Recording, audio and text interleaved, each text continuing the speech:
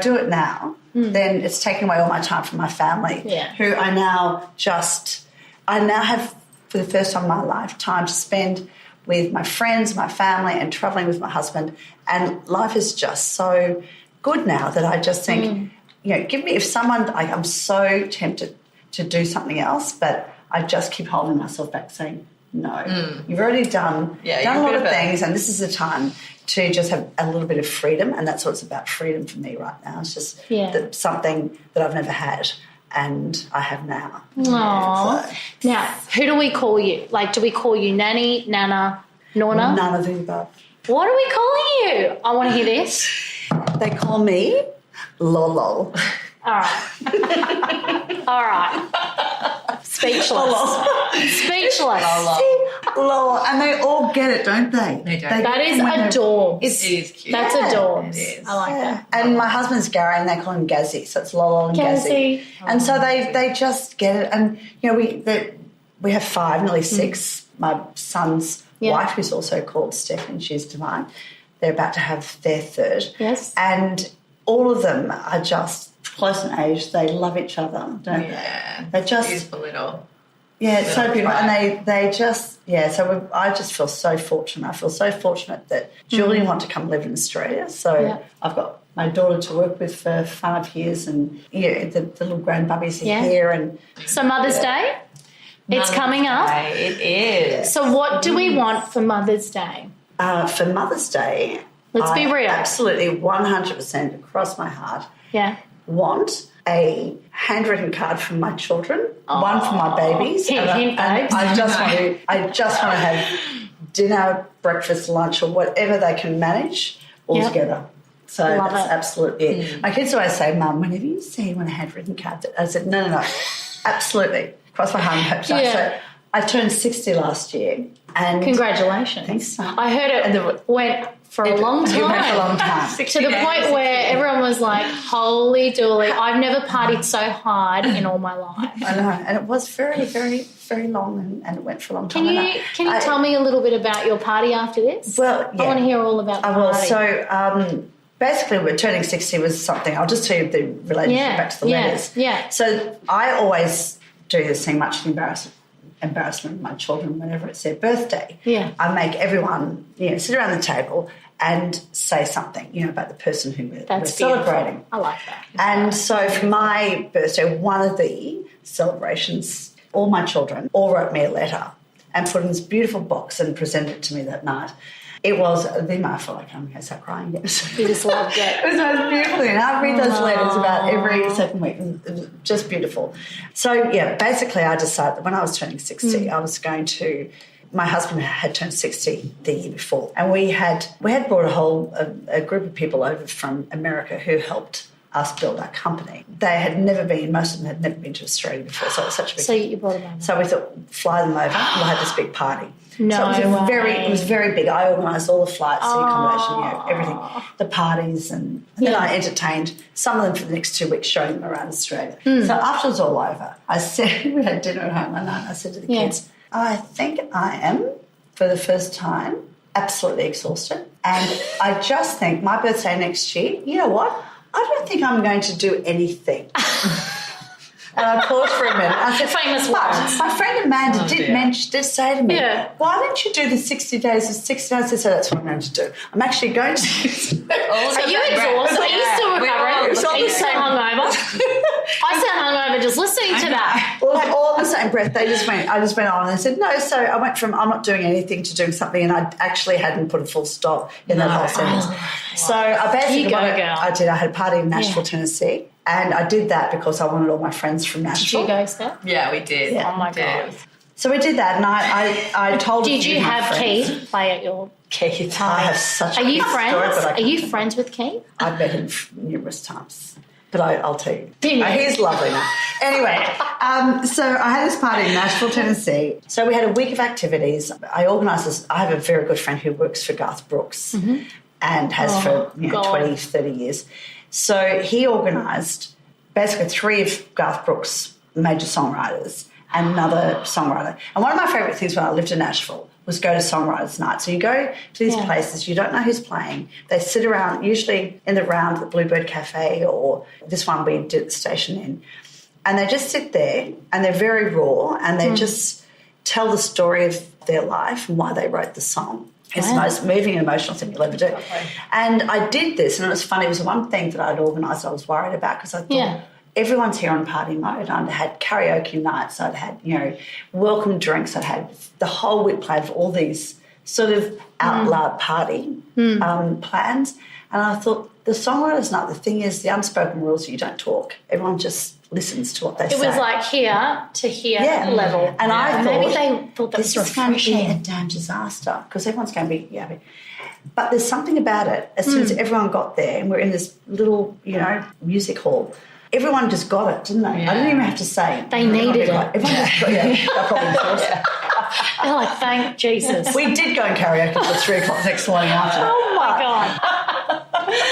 There we go. So I want to know what's going on with Bonita. I think the most exciting thing is we've got a beautiful new children's range, which is coming out later in the year. We're just in the process of closing that off all now, but that's super beautiful, exciting. and I love that. And I think the most exciting thing about that is the little boys. Yeah, we're just, the girl stuff is gorgeous, but it's the boys stuff I'm very excited about, because I haven't seen anything else like it. So that's beautiful, very fun. And then it's just a very busy machine at the moment. We're finalising our summer range, and kind of at the moment it's kind of like our grow up year. We've gone from kind of being this tiny little thing to growing very quickly at the moment. So we're just trying to get ourselves in, the right position to service all of that. Yeah, so it's exciting. Obviously our summer stuff will come out August, September time, so that's always an exciting time for us. But we've just launched our winter range as well, which we've brought in some new pieces there, which I think are really exciting. Oh, we've got lots of capes and layering pieces and lots of sequins and beautiful skirts. You have dressed the fabulous Julie Morris. Yeah, she is beautiful. She is wearing them like it's day and night. And what a perfect example. Yeah, I know. And it's most relatable lady ever. I know. She's been so supportive, and just one of those people, like, you'd think that she would have an ego attached just because of her profile, but she is the opposite. She is so down to earth and fun, and she does some silly things, like she'll wear it, while she's hosting TV shows, and then send us a stupid selfie of her, so being nice. silly in it, and just stuff that's awesome. Yeah, exactly. And you don't really get that. I don't think very often. She's girl crush Australia. She is. Can I just say? She's so lovely. Everybody loves the woman. Yeah, she cracks me up. Yeah, she's so funny. And I think that's what it is. Bonita really appeals to women who enjoy life and have a sense of humour. Yeah, exactly. Yeah. And Cheeky's the same. It screams her personality. Yeah, it does. I love it. It does. Yeah, it's all about having fun. It is a fun. We're supposed, it's supposed to be about enjoying life and colour and sparkles and all of that. And I think, it's so people like that, when that comes off, it really just brings it all to life, I think, because that's who you sort of think about when you're pulling all the ranges together and stuff. And she's done a beautiful job for us. So love it. Very appreciative of it. Yeah. Mother's Day. What do you want for Mother's Day? Oh gosh, it's a similar thing with Mum. I used to just always roll my eyes at the whole, yes, I'll write you a sloppy card sort of thing. But that's actually really all I want. I don't. As soon as you're a mum, you want it. I know, you do. You just want. You want words of affirmation from your little brats, don't you? It's more than anything. Yeah, it is. Beautiful little card and a little cuddle and. Cute.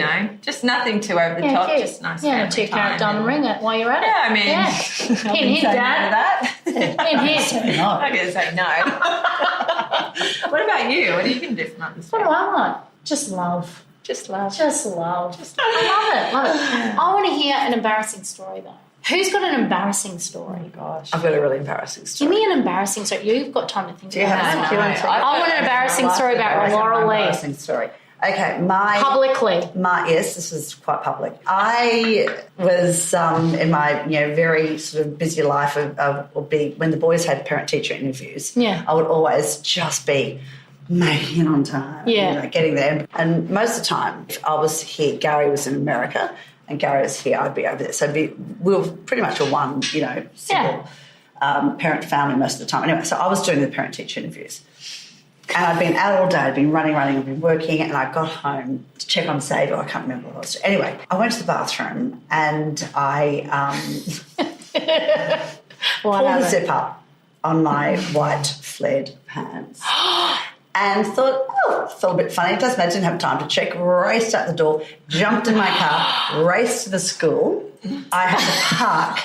And the first interview, it could have been the interview at 2 o'clock when no boys were sitting outside. My first interview was at 3:20 as all the boys are waiting outside. Yeah. So I get out of the car, park the car, run across and thought, what's cold on my back? And felt and realised that my zipper had broken. And also realised. Breezing. Don't judge me. But I had G-banger on. Yeah, and so there was nothing there. Yeah, you did. Nothing. That's a real Brisbaneite there. Your G-banger. And all the boys could see it. Anyway, so I back to the car. Yeah. Sat in the car. And what did you say? I had, because the interview's are 10 minutes. Okay. So I've walked across the street. I've come back to the ar because I thought, I've got 2 seconds to get to this interview. How long was the rip? Was it in the front too? It went from waist to crotch. Right, the way down. The whole way down. Anyway, so I sat in the car, took my pants off, turned them around and pulled them back up. Yeah. But then I had, like, from there to there exposed. But I had at least some fabric. I was thinking, That's okay. But you know what? You know what? And yeah, go on. Horrific. So I get there and I just thought, okay, so I'm walking with my handbag covering up the zipped things. And I went to the interview and I was so flustered that I started talking about the wrong son, the wrong subject. And the principal, who's the most beautiful man, he had to be standing there with that teacher out of like 100 teachers or whatever. The principal was standing with the teacher who was I was interviewing for my son. So I had to shake hands. So I'm like viciously changing hands, trying to keep my pants up. And I sat down. I completely got it wrong about the subject, the boy, the everything. Aww. And then I had to run over. I had to wait for 10 minutes until my next interview. And I just had so many people saying to me, would come back, hi, Lorilie, how are you? And I'd just go. And then I got home and I had to tell my son. And the son whose teacher and they all knew there was something going on with me. They thought I was just very oddly behaved. You probably look like you're on meds or something. I know. All the colour drained from my face. They probably thought I'd on some. She came from a long way lunch. Just the whole time, like trying to grab my pants and horrific. So that would be. I remember feeling sick with just mortification and why the hell didn't I check my pants when I put Lorilie, it's happened to all of us. And can I say, they probably got the best marks that day. Thank you, Brooke. Thank you for giving a positive spin. And I also want to just ask what everyone's thinking. Did you wax? I can't even look. I'm going to tell you. I reckon Lorilie's a waxer. Oh, you're a very popular woman. Now I know. How's the champagne? Beautiful, thank Has you. it gone done well? Yeah, very and the well. nails are beautiful too. I love my colour. I know. How'd you like it? You know what? Coral is, can I just say, another colour that can actually relate to coral and looks nothing like it is blue. Ice grey blue is like the new coral. Right. So you know how coral goes with anything? Yeah. That colour goes with anything as well. Yeah, I like that. Now, I saw a little Instagram picture of you channeling cobalt blue in your range. Yeah, is that going to be something we're going to see a lot of? That's one of our key colours for summer is cobalt blue. Yeah, I know. I love it too. It's a stunning colour. It is beautiful. Speaking of that, I'm admiring your cobalt eyeliner.